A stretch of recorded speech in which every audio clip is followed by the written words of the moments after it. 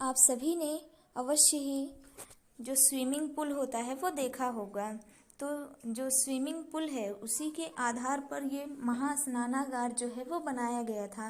मोहनजोदड़ो में एक विशाल स्नान गृह भी पाया गया और ये जो स्नान कुंड था उसकी गहराई जो थी वो 2.5 मीटर थी और उसकी लंबाई 12 मीटर, चौड़ाई जो है वह 7 मीटर थी।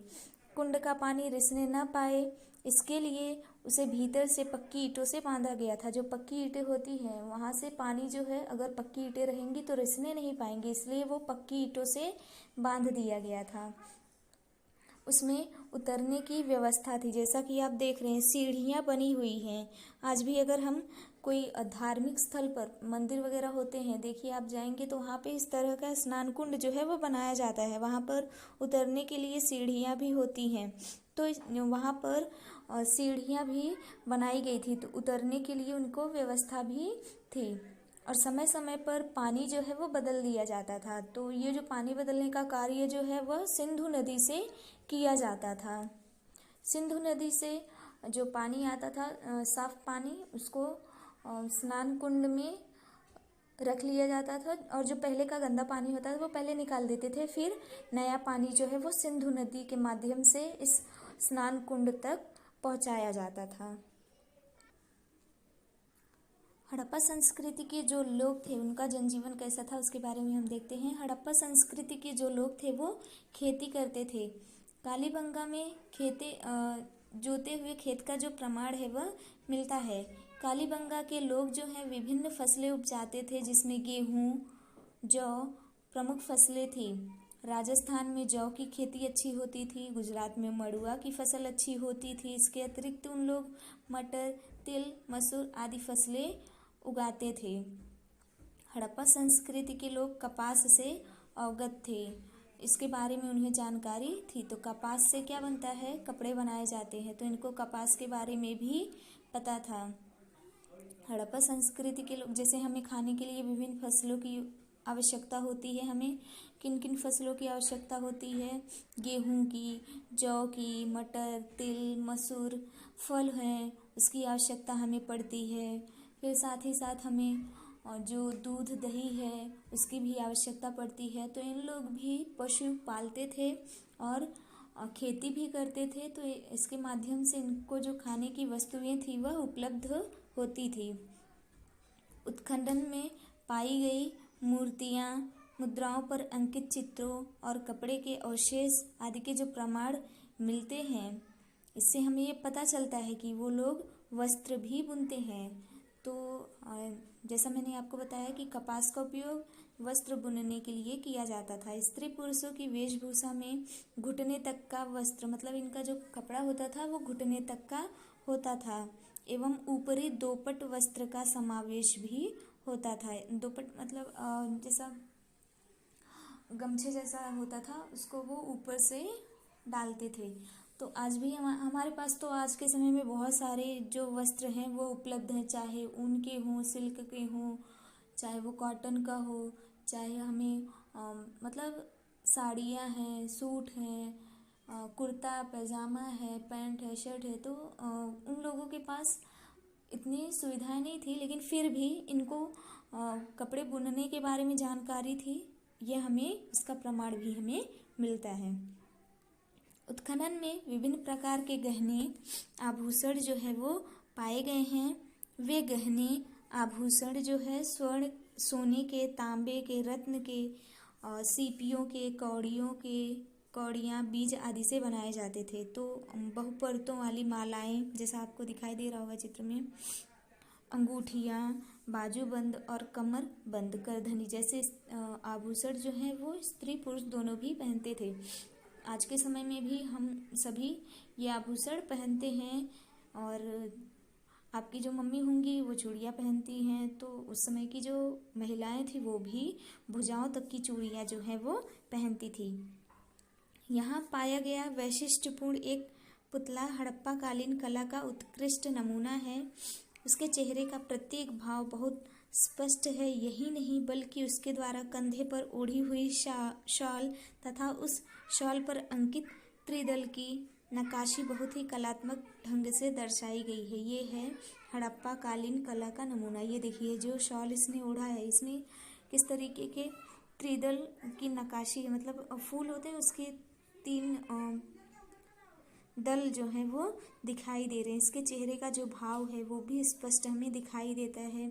तो हमें ये पता चलता है कि इनका जो कला था, कोई चीज़ बनाने की जो कला थी वो बहुत ही अच्छी थी। ये बहुत ही अच्छी तरीके से कला में निपुण थे। हड़प्पा संस्कृति के लोगों का व्यापार कैसा था, ये हम देखते हैं।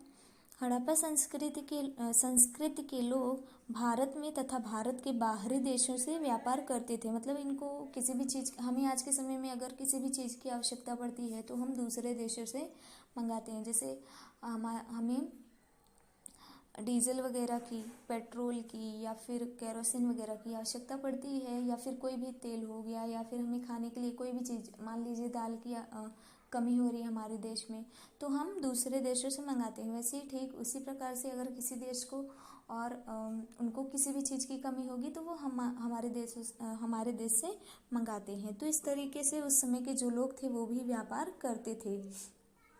सिंधु नदी की जो घाटी थी उसमें बहुत ही अच्छी श्रेणी की जो कपास थी वह होती थी। इस कपास का पश्चिम एशिया, दक्षिण यूरोप और इजिप्ट देशों में निर्यात होता था। निर्यात मतलब बेचना, आयात मतलब खरीदना। सूती वस्त्र का भी निर्यात होता था। इजिप्ट को मलमल वस्त्र की आपूर्ति हड़प्पा संस्कृति के व्यापारियों द्वारा होती थी। कश्मीर, दक्षिण भारत, ईरान, अफगानिस्तान, बलूचिस्तान देशों से चांदी, जस्ता, बहुमूल्य नगीने, माणिक, देवदार की लकड़ी आदि वस्तुएं जो है वो लाई जाती थी। विदेशों के साथ चलने वाला यह व्यापार जो है वो सड़क और समुद्री मार्ग से चलता था, क्योंकि उस समय वायु मार्ग नहीं था, वायुयान नहीं था, और जो रेल मार्ग है वह नहीं था। उस समय सिर्फ सड़क और समुद्री मार्ग थे, तो उन्हीं माध्यमों से व्यापार जो है वो किया जाता था। उत्खनन में कुछ मुद्राएं पाई गई जिस पर जहाज़ों के चित्र जो है वो उकेरे गए हैं।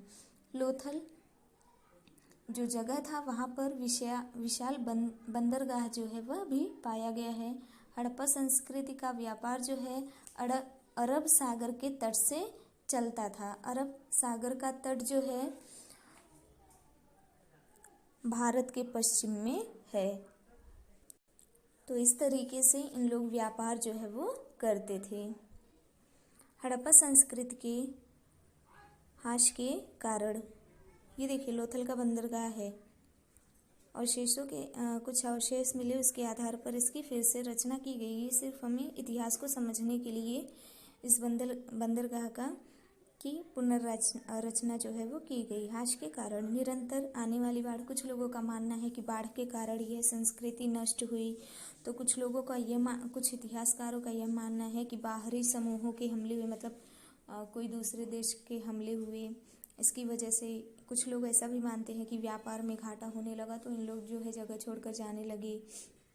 कुछ लोग ऐसा भी मानते हैं कि कम बारिश हुई तो जगह जो है वो सूखा पड़ गया, उन जगहों पर नदियों के पाट सूख गए, भूकंप हो सकता है, समुद्री तल हो सकता है। तो ये जो स्थान है ऐसा माना जाता है कि इस कारण से उजड़ गया। और ऐसा माना जाता है कि स्थलांतरण, मतलब यहाँ से अगर लोग जो हैं निकल गए, इसके पीछे कारण जो है कई सारे कारण निकाले गए, जैसे मैंने आपको बताया। तो इस हड़प्पा संस्कृति जो है वो हमने पढ़ा तो उसमें हमें पता चलता है कि समृद्ध थी, संपन्न थी, क्योंकि घर जो हैं वो ईंटों से बने हुए होते थे, और जो नालियाँ पाई गई वह पक्की ईंटों से बनी हुई थी, साथ ही साथ वो ढकी हुई भी थी। तो हमें ये पता चलता है कि ये जो संस्कृति है वो नगरीय संस्कृति थी, और इस संस्कृति ने भारतीय संस्कृति की नींव रखी। तो हमें यह गर्व होना चाहिए कि यह हमारे भारत देश की संस्कृति, भारत देश में ऐसी संस्कृति पाई गई।